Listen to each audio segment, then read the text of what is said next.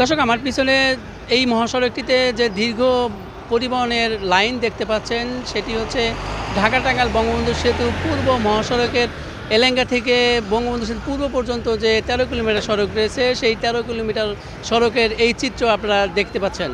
এবং এটি সকাল থেকেই শুরু হয়েছে এই মহাসড়কটিতে 13 কিলোমিটারের যানজট এবং ধীরগতি। এবং আপনারা দেখতে পাচ্ছেন যে এই 13 কিলোমিটারের যে ঢাকামুখী যে পরিবহনগুলো, সেটি ঠায় দাঁড়িয়ে রয়েছে এবং এটি সকাল থেকেই শুরু হয়েছে এবং দুপুরের পর থেকে এটি আরও বেড়েছে।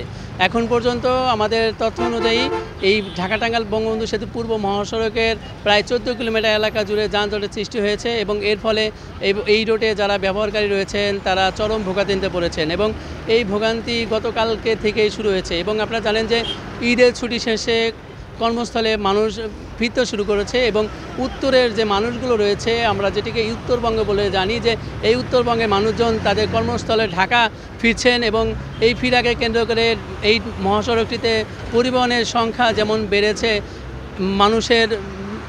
মানুষের কারণে এই পরিবহনের সংখ্যা বেড়েছে। এবং এর পাশাপাশি বঙ্গবন্ধু সেতুতে গত 24 ঘন্টায় টোল আদায় হয়েছে 3,06,06,000 টাকা। এবং এই যে পরিবহনের সংখ্যা এবং এই পরিবহনের সংখ্যার কারণে এই ঢাকা-টাঙ্গাইল বঙ্গবন্ধু সেতু পূর্ব মহাসড়ক যে এলেঙ্গা থেকে বঙ্গবন্ধু সেতু পর্যন্ত 13 কিলোমিটার সড়ক, সেটি কিন্তু 2 লেনের সড়ক। সেই 2 লেনের সড়কের হওয়ার কারণে যে 4 লেনের যে সড়কগুলোর যে পরিবহন, সেই পরিবহনগুলো যে 2 লেনে এসে প্রবেশ করে এবং এই প্রবেশ করার কারণে এই সড়কে চাপ বেড়ে যায় এবং এই চাপ বাড়ার কারণে এই 2 লেনের সড়কে পরিবহনের ধীরগতি তৈরি হয়। এবং এছাড়া যে পুলিশ যেটি জানিয়েছে যে এই 2 লেনে আসার পরে চালকরা তারা বেপরোয়াভাবে গাড়ি চালায় এবং একটা থেকে আরেকটা ওভারটেক এবং আগে যাওয়ার প্রতিযোগিতার কারণে কিন্তু তারা এই সড়কটিতে যানজটের সৃষ্টি হয়। এবং আপনারা জানেন যে এই ঢাকা-টাঙ্গাইল বঙ্গবন্ধু সেতু পূর্ব মহাসড়কটিতে ঈদের প্রতি বছরই মানুষের ভোগান্তি পোহাতে হয়।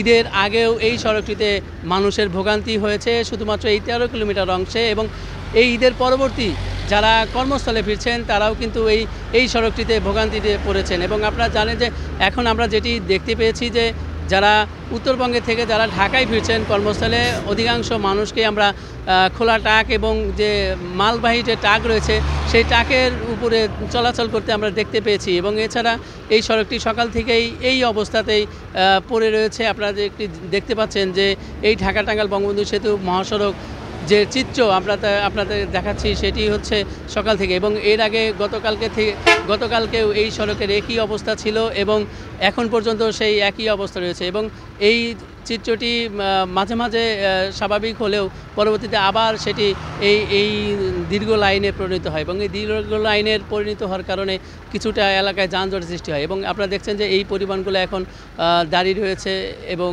তারা যে পরিবহনগুলো ঢাকায় যাচ্ছে সেইগুলো, এবং যে পরিবহনগুলো কিছু পরিবহন রয়েছে যেটা উত্তরবঙ্গের দিকে যাচ্ছে, সেই উত্তরবঙ্গের লেনের পরিবহনটি কিছু চলাচল করছে। এবং এছাড়া জানেন যে উত্তরবঙ্গের থেকে ছেড়ে আসা অনেক পরিবহনই কিন্তু আঞ্চলিক যে সড়ক রয়েছে ভূয়াপুর-টাঙ্গাইল সড়ক, সেই 29 কিলোমিটার সড়কেও এই পরিবহনগুলো চলাচল করছে। এর ফলে এই মহাসড়কটিতে চাপ কিছুটা কমেছে পরিবহনের।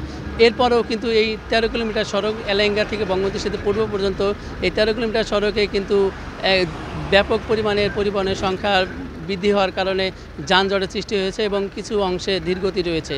এখন পর্যন্ত 14 কিলোমিটারের সড়কে আমরা যানজটের খবর শুনতে পেয়েছি এবং এটি কখন নাগাদ শেষ হবে আসলে যারা এই মহাসড়কে দায়িত্বরত রয়েছেন তারা আসলে নির্ধারণ করে কিছু বলতে পারছেন না। তবে তারা বলছেন যে চালকদের বেপরোয়ার কারণে এই মহাসড়কটিতে যানজট এবং ধীরগতির সৃষ্টি হয়। ঢাকা-টাঙ্গাইল বঙ্গবন্ধু সেতু মহাসড়কের যোগাচর পয়েন্ট থেকে এই মহাসড়কের সর্বশেষ তথ্য জানাচ্ছিলাম আমি অভিজিৎ ঘোষ, টাঙ্গাইল।